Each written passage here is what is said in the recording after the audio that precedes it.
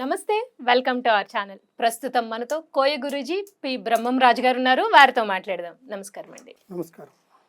చాలా మంది నరదృష్టితో బాధపడుతూ ఉంటారు. నరదృష్టి, నరఘోష, నరపీడ అనేవి అంటే నరుడి కంట్లో నల్లరాయి కూడా పగిలిపోతుంది అనేది నానుడి కదా. సో అంటే నరదృష్టికి అంత శక్తి ఉంది అని, అంటే కనుదృష్టికి అంత శక్తి ఉంది అనేది చెప్తూ ఉంటారు పెద్దలు.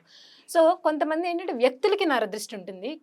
కొన్ని చోట్ల ఏంటంటే వ్యాపార సంస్థలకు కానీ, అంటే వ్యాపార సంస్థలు అని ఎందుకు అంటున్నానంటే అప్పటి వరకు చాలా చక్కగా నడిచిన షాపు సడన్గా డౌన్ఫాల్ అయిపోతుంది. ఎందుకో తెలియదు. వాళ్ళు అంతే ఎఫర్ట్ పెట్టినా సరే ముందున్నంత లాభాలు అప్పుడు ఉండవు. సో అటువంటి వాళ్ళు నరదృష్టి మనిషికి తగిలినా సరే, లేకపోతే వ్యాపార సంస్థలకు కానీ, లేకపోతే పెద్ద పెద్ద బిజినెస్లు ఉన్న వాళ్ళకి కానీ అసలు ముందు ఇది నరదృష్టి లేకపోతే ఇది నరఘోష, నరపీడ అని ఎలా తెలుసుకోవాలి, తెలుసుకున్న తర్వాత వాళ్ళు ఎటువంటి రెమెడీస్ పాటిస్తే కనుక ఈ నరదృష్టి నుంచి బయటపడతారు అనేది వివరించండి. ఓం శ్రీ మాత్రే నమః. ఓం పెద్ద గుసాయి పేరంటాల ముగ్గురు లక్ష్మీపాదేశులు ఓంకార భగవతి నమ శివాయిని గాయని పద్మావతి చాముండేశ్వరి రాజరాజేశ్వరి ఓంకాళ పరమేశ్వరి. ఓం నమ శివాయ. ముందుగా యూట్యూబ్ ప్రేక్షకులకు అందరికీ నమస్కారం.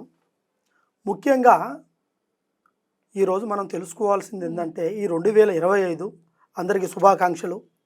అయితే ఈ 2025 సంవత్సరంలో ముఖ్యంగా నరదృష్టి అనేది మనము తెలుసుకోవాల్సిన విషయం. ఈరోజు నరదృష్టి అనేది ఎలా ఉంటుందిరా అంటే ఒక మనిషి మీద పడుతుంది మెయిన్గా.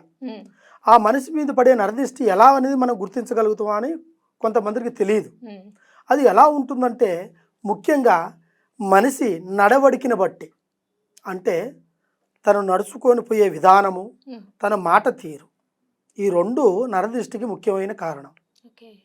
ఎందుకంటే మాట్లాడే మాట అందరినీ ఆకట్టుకుంటారు కొంతమంది మాటలతో. అప్పుడు వాడిని చూస్తే మనం ఎంత చెప్పినా కూడా అవతల వాళ్ళు కన్విన్స్ కాలేదు, వీడు చెప్తే కన్విన్స్ అవుతున్నాడు అనే ఒక ఆలోచన ఎక్కువగా నరదృష్టి ప్రయోగానికి ముందు కారణం. రెండోది వచ్చేసి ఒక మనిషి నడవడిక. ఆవిడ అలంకరించుకొని పోయిన, అది లేడీ అయినా సరే జెంట్స్ అయినా పర్వాలేదు, ఎవరైనా సరే అలంకరించుకొని పోతుంటే బా ఇది ఎంత అందంగా ఉన్నారు చూడు, ఈ బట్టల వల్ల, ఈ వస్త్రాల వల్ల, లేదు వాళ్ళు వేసుకున్న నగల వల్ల అని నరదృష్టికి ముఖ్య కారణాలు. అది మనిషికి ఉండే కంటెంట్. ఎందుకంటే ప్రతి ఒక్కటి చూపు ఆటోమేటిక్గా వెళ్ళిపోతుంది. ఎందుకంటే మనం ఎన్నో చూస్తుంటాం రోడ్లో వెళ్ళేటప్పుడు, కానీ మన మనసులో, మన కన్నులో ఒకటి వస్తువు పడ్డా, ఒక మనిషి పడ్డా, అతన్ని లాస్ట్ కనిపించపోయినంత వరకు మన చూపు వాళ్ళ మీద ఉంటుంది. అది నరచూపు ప్రయోగం. అది ఎవరైనా కావచ్చు. అటువంటిది ఒక మనిషికి ఉండే ఒక ప్రభావం అనేది నరదృష్టిని గుర్తించడానికి సంకల్పం. ఈ నరదృష్టికి మనిషి రూపంలో ఉండాల్సింది ఉంది కాబట్టి దానికి పరిహారం. ఎందుకంటే చాలా మంది నరదృష్టి అంటే ఎలా ఉంటుందో, ఎలా పోతుందో అనేది కూడా తెలియదు. అయితే కొంతమందికి దీంట్లోనే ఇంకో 2 రకాల దృష్టిలు ఉన్నాయి. కొంతమంది ఆహారం భోంచేస్తుంటే 10 మంది తినే ఆహారంలో ఒకటి తింటా ఉంటే వాడు తినే తిండి వాడు ఇష్టపూర్తిగా సంపూర్ణంగా కడుపు నిండా తింటాడు, కానీ తినేవాడు పక్కన వాడు చూస్తే వాడికి ఆ దృష్టి ప్రభావం తగులుతుంది. ఆ రోజు వాడికి ఆ జీర్ణం కాకుండా పోవడము అలా ఉంటుంది. కొంతమందికి పెళ్ళిళ్ళు అయిన టైంలో, తర్వాత చిన్నపిల్లలకి బొగ్గను సుక్క పెడతారు వధువరువులకి, అది దృష్టి గురించి. ఒక ఇల్లు కట్టుకుంటే ఆ ఇంటికి గుమ్మడికాయ కడతారు, అది దిష్టికి. ఓ బండికి దండేసి నిమ్మకాయ దిష్టి తీసేస్తారు, దిష్టికి. ఇట్లా రకరకాలు ఉంటాయి దిష్టి ప్రయోగాలను బట్టి. మనిషికి తగిలిన దిష్టి ఎలా ఉంటుందిరా అంటే ఒక్కసారి తగిలితే ఆ మనిషికి ఆ రోజంతా ఒళ్ళు ఆరోగ్యంగా, ఆలోచనలో కరెక్ట్గా ఉండదు, తిన్నది ఆహారం ఒంటికి పట్టదు, కంటికి కునుకు పట్టదు, బాడీ అంతా ఏదో మాదిరిగా స్వస్థ అయిపోయినట్టుగా ఉంటుంది. అది కనుదృష్టికి సంబంధించింది. దాని రెమెడీస్ ఎలా ఉంటుందిరా అంటే ఆ రెమెడీస్కి తగిన ప్రయత్నం ఏమి చేయాలి అంటే ముఖ్యంగా మనం కొంతమంది ఉప్పుతో దిష్టి తీస్తుంటాం, ఎక్కువగా ఉప్పు దిష్టి తీస్తుంటారు, కళ్ళుప్పు. అలాగా కొంతమంది కత్తిని కాల్చి దిష్టి తీస్తూ ఉంటారు విలేజ్లల్లో. అట్లా కొంతమంది నిమ్మకాయని బట్టి దిష్టి తీస్తుంటారు.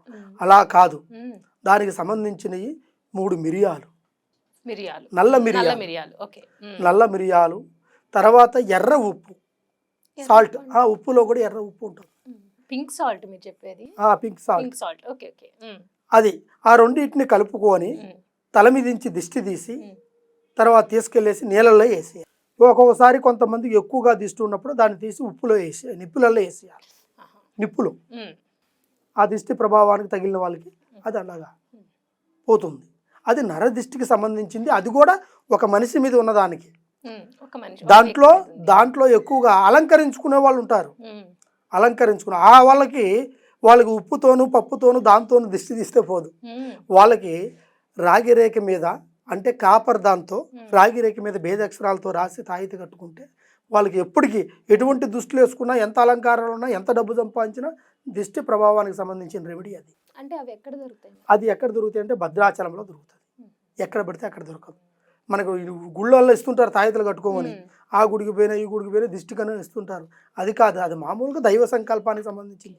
దిష్టికి సంబంధించింది వేరే ఉంటుంది. అది కాపర్తో చేసి భేదక్షరాలతో రాస్తారు. అది ఆ ఒక్క దిష్టికి సంబంధించింది, అది మనిషికి సంబంధించింది.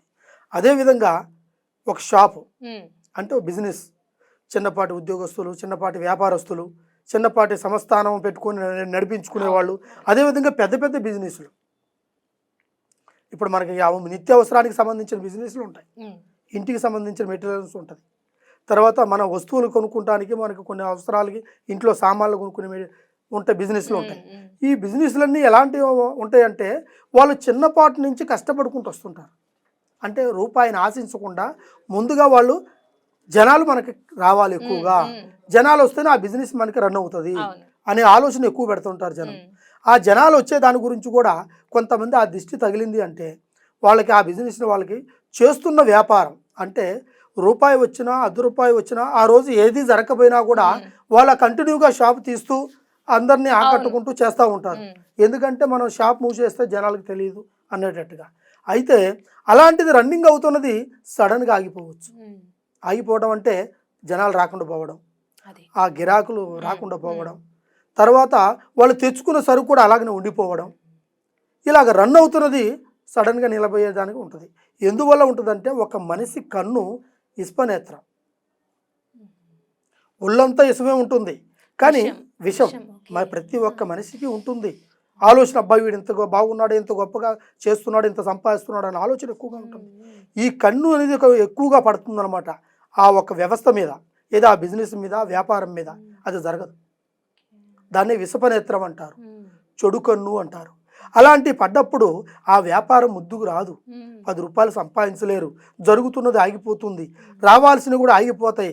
వాళ్ళు ఏమి చేస్తారంటే అప్పుడు ఎందుకు రావట్లేదు, ఎందుకు జరగట్లేదు, ఇన్ని రోజులుగా జరుగుతున్నది ఇప్పుడు సడన్గా ఆగిపోవడానికి కారణం ఏమిటి అంటారు.